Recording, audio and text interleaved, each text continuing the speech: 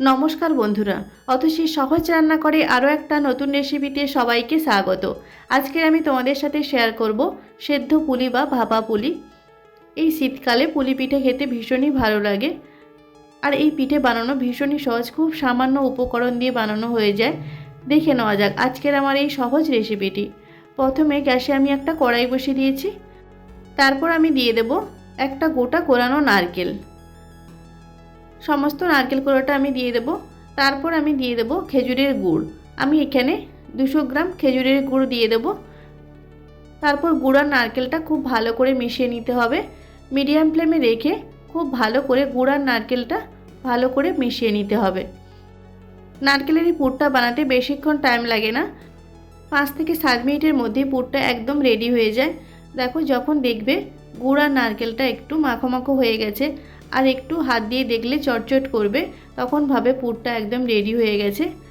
তখন গ্যাসের ফ্লেমটা অফ করে দিতে হবে। এখন আমি গ্যাসে আবারও একটা কড়াই বসিয়ে দিয়েছি। আর আমি দিয়ে দেবো 2 বাটি শুকনো চালের গুঁড়ো।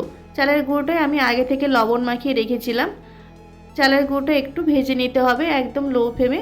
5 মিনিটের মতো আমি চালের গুঁড়িটা ভেজে নেব।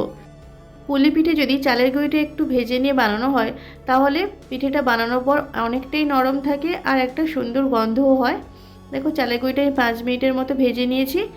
এখন আমি ওই কড়াইতে দিয়ে দেবো 2 বাটি জল। যে বাটি মেপে আমি চালের গুঁড়ি নিয়েছিলাম, সেই বাটি মেপে আমি 2 বাটি জল দিয়ে দেবো। যতটা জল দিতে হবে ঠিক ততটাই পরিমাণ চালের গুঁড়ি দিতে হবে। জলটা খুব ভালো করে এরকম ফুটিয়ে নিতে হবে।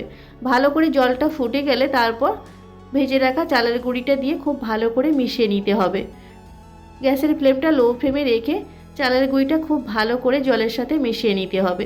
তোমরা চাইলে এখানে গরম জল দিয়েও, যেমন রুটি মাখে সেইভাবে চালের গুঁড়িটা অল্প অল্প জল দিয়ে মেখে নিতে পারো।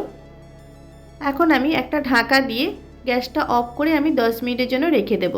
10 মিনিট পর আমি দেখো একটা থালার মধ্যে চালের গুঁড়িটা নিয়ে নিয়েছি। তারপর হাত দিয়ে খুব ভালো করে এরকম মেখে নিতে হবে। এরকম মাখতে মাখতে একটা ডো বানিয়ে নিতে হবে। এই গরম অবস্থায় মাখতে হবে, ঠান্ডা হলে হবে না। গরম অবস্থায় মাখতে মাখতে এরকম একটা সফট ডো বানিয়ে নিতে হবে। খুব ভালো করে চালের গুঁড়িটাকে মাখতে হবে, তাহলে পিঠেগুলো ভীষণ নরম হবে। আমি 10 মিনিটের মতো এরকম ভালো করে মেখে নিয়েছিলাম। খুব ভালো করে আমি ডোটা রেডি করে নিয়েছি। তারপর একটা ভিজে কাপড় দিয়ে ডোটা এরকম ঢেকে রাখতে হবে। ভিজে কাপড়টা দিয়ে ঢেকে রাখলে ডোটা একদম নরম থাকবে আর পিঠেগুলো বানাতেও সুবিধা হবে। এখন আমি অল্প অল্প একটু মিশ্রণ নিয়ে হাতে প্রথমে গোল করে নেব। খুব ভালো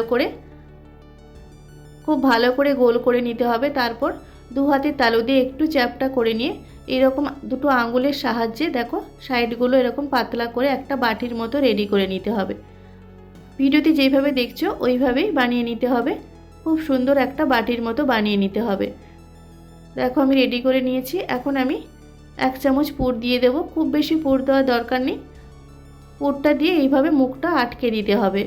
খুব ভালো করে মুখটা আটকে দিতে হবে। তারপর 2 সাইড মুড়ে দিতে হবে। তাহলেই রেডি হয়ে যাবে পুলি পিঠে। দেখো, এইভাবে 2 সাইড মুড়ে দিতে হবে। দেখো, একটা পিঠে আমার রেডি হয়ে গেল।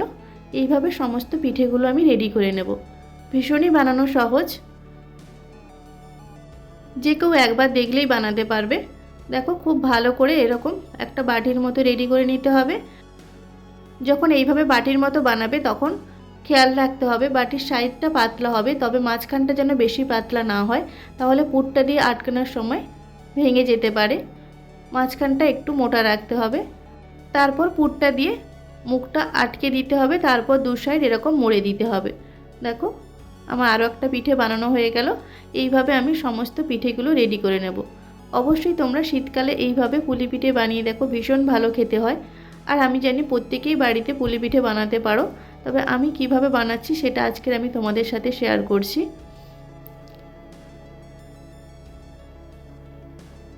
আর এই পুলি পিঠের পুর যদি কেউ নারকেল দিয়ে পছন্দ না করো, তাহলে সবজি দিয়েও পুরটা রেডি করতে পারো।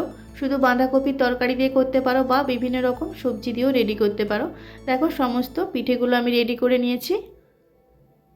এখন পিঠেগুলোকে সেদ্ধ করে নিতে হবে। তার জন্য আমি এরকম ছিদ্রযুক্ত একটা থালা নিয়েছি আর তার মধ্যে সমস্ত পিঠেগুলোকে আমি দিয়ে দিয়েছি। এখন আগে থেকেই আমি গ্যাসে একটা পাত্র বসিয়ে দিয়েছিলাম আর তাতে আমি জল গরম করতে বসিয়ে দিয়েছিলাম। জলটা খুব ভালো করে গরম করে নিতে হবে। জলটা খুব ভালো করে গরম হয়ে গেলে আমি যে পিঠের থালাটা রেডি করে রেখেছিলাম সেই থালাটা বসিয়ে দিতে হবে। দেখো আমি থালাটা খুব ভালো করে বসিয়ে দিয়েছি। এখন আমি ওপর থেকে একটা ঢাকনা দিয়ে দেব। তারপর গ্যাসের ফ্লেমটা মিডিয়াম রেখে 10 মিনিটের জন্য সেদ্ধ করে নিতে হবে। 10 মিনিট পর আমি তোমাদের ঢাকনা খুলে দেখাচ্ছি। দেখো পিঠেগুলো একদম পারফেক্টভাবে সেদ্ধ হয়ে গেছে। এই পিঠেগুলো আমি নামিয়ে নেব, আর বাকি যে পিঠেগুলো আছে সেগুলো আমি সেমভাবে সেদ্ধ করে নেব। দেখো পিঠেগুলো আমি সমস্ত রেডি করে নিয়েছি, আর একটা প্লেটে আমি সার্ভ করে নিয়েছি। পিঠেগুলো কত সুন্দর দেখতে হয়েছে আর ভীষণ সফট হয়েছে এই পিঠেগুলো। দেখেই তোমরা বুঝতে পারছো যে পিঠেগুলো কতটা পারফেক্টভাবে রেডি হয়েছে। আশা করি আজকের রেসিপিটা তোমাদের ভালো লেগেছে। যদি ভালো লাগে তাহলে অবশ্যই একটা লাইক করে দেবে। আর আমার রেসিপিগুলো যদি তোমাদের ভালো লাগে তাহলে অবশ্যই আমার চ্যানেলটিকে সাবস্ক্রাইব করে আমার পাশে থাকবে। আর যারা অলরেডি আমার চ্যানেলটিকে সাবস্ক্রাইব করেছো তাদের অসংখ্য ধন্যবাদ। আজকের ভিডিওটা এই পর্যন্ত। নেক্সট কোনো ভিডিওতে তোমাদের সাথে আবার দেখা হচ্ছে নতুন কোনো একটা রেসিপি নিয়ে। ততক্ষণে তোমরা ভালো থেকো, সুস্থ থেকো। সম্পূর্ণ ভিডিওটা দেখার জন্য অসংখ্য ধন্যবাদ।